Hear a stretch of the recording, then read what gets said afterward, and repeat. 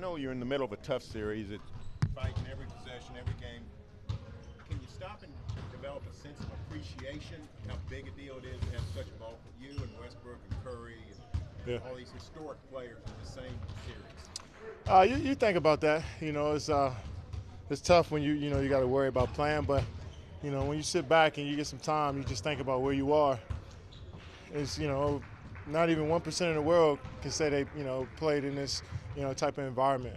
So it's just a great opportunity for us. It's great for fans of basketball to be watching such great players on the court at once.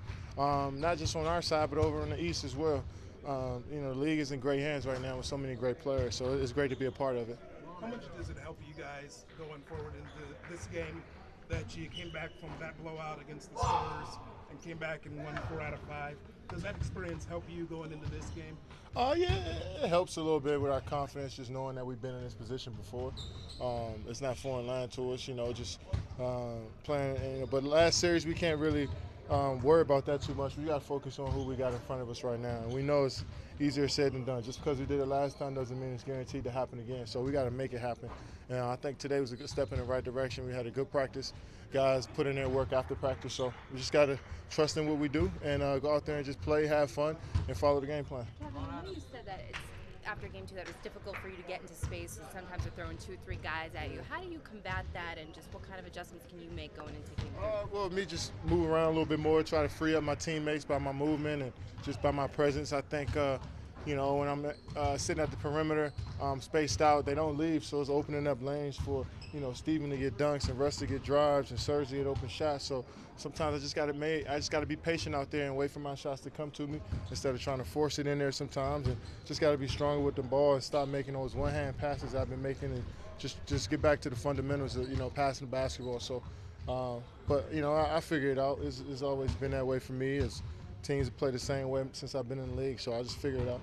You have defensive passer here. When you played in the last couple of years, do you feel his impact on their team and how they play defense? Yeah.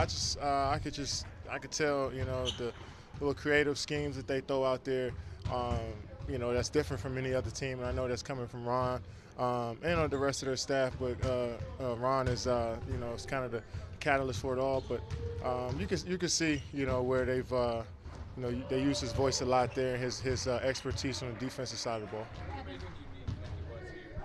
Well, he was different. For one, he wore these hammer pants every practice, and I knew he was a different guy. But he always preached, keeping your hands up, not fouling, and taking away the threes. Even before threes were big in the league, as they are now, he was preaching that. So, I'm sure he's done wonders for those guys and defensively, and he's helped us out, along the way as well. So, I could tell he's been huge for him.